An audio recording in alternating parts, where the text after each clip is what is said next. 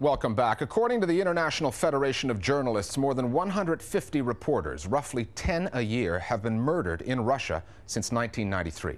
Many of those murders have occurred in Moscow, yet there have been few trials, and the conviction rate is barely 50%. Scores of other journalists say they've been threatened, intimidated, or assaulted.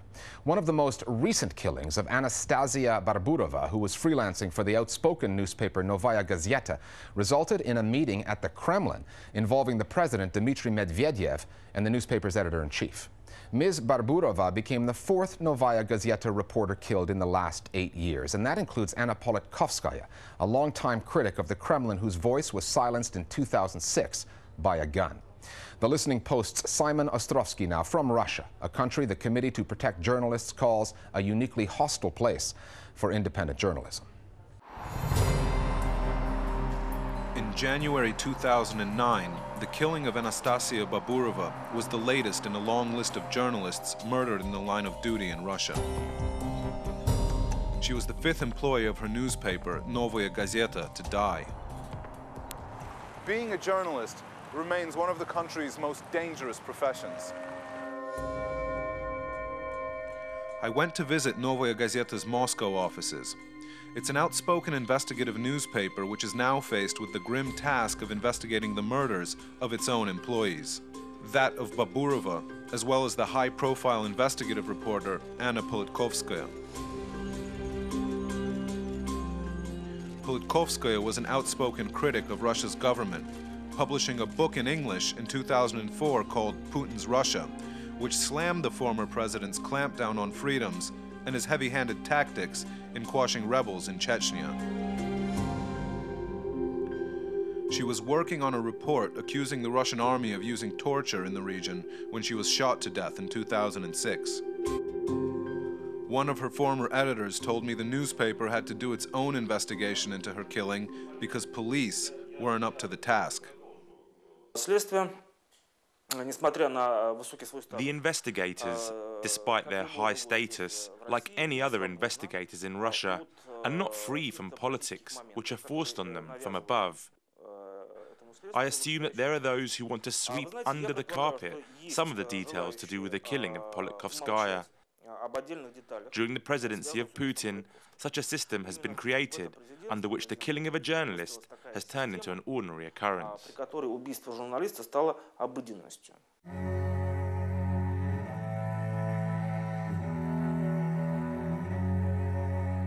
In February, a court acquitted 3 men accused of being involved in the Politkovskaya murder. Her family accepted the verdict, not because they thought the men on trial weren't guilty, but because they believed Russian investigators had not done enough to prove their guilt. I spoke with Anna Politkovskaya's son.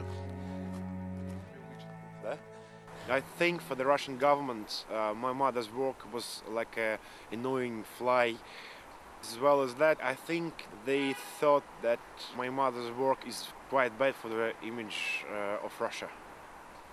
If the government wanted this case to be solved, they haven't done it. So this is a quite difficult situation for us. We can't understand what happened with the case. And we still hope they're gonna solve it soon. But it's highly unlikely that it will ever be solved at all. Media watchdogs say that information provided by the authorities to the public on high-profile murder cases is often contradictory and confusing. When we see investigators distributing strange information which is confusing, we are made to understand that this has been a political killing and it won't ever be solved.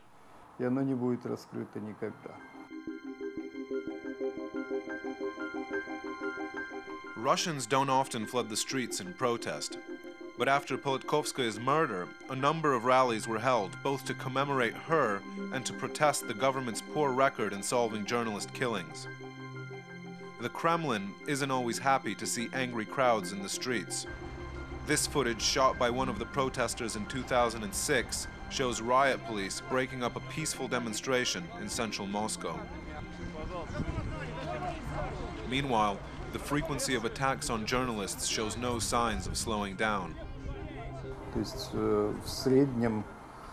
On average, attacks, cases where journalists are beaten up or injured, occur about 80 to 90 times a year. We're talking about cases when attacks don't end in murder. So many journalists have been killed that the Russian Union of Journalists has created a club for the children of those murdered. It has about 100 members throughout the country who meet annually in Moscow for a commemoration event. One of the union's staff members showed me a memorial hall for the journalists who've been killed.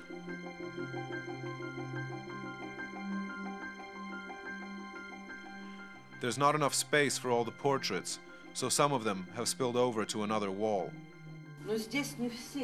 They're not all here. It's difficult to count exactly how many have been killed, not just in Russia, but in general. This is Dima Holodov, who worked for Moskovsky Komsomolets. He was blown up, and that investigation never came up with anything. Here's Vlad Listyev. He was my university classmate who was shot dead in 1995 in the stairwell of his building. And here's Politkovskaya.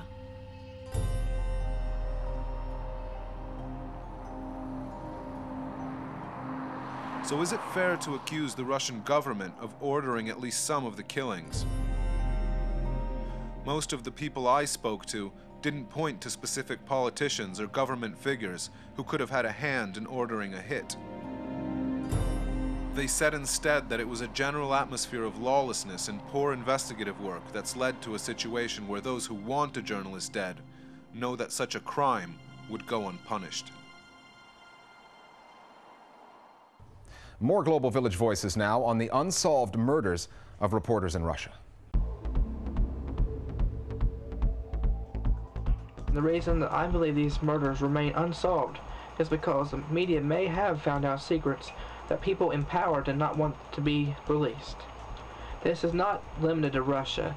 It happens throughout the world when people that are in power do not want that power taken away from them. You know, we've got to understand that it's not a priority. The death of a journalist is not a priority for the Russian authorities. They are looking into it, but look, the Western media can't be seen to be pushing along that process, and the more they do, the more the Russian authorities are actually going to ignore it. Many people ask the question, why do these cases remain unsolved?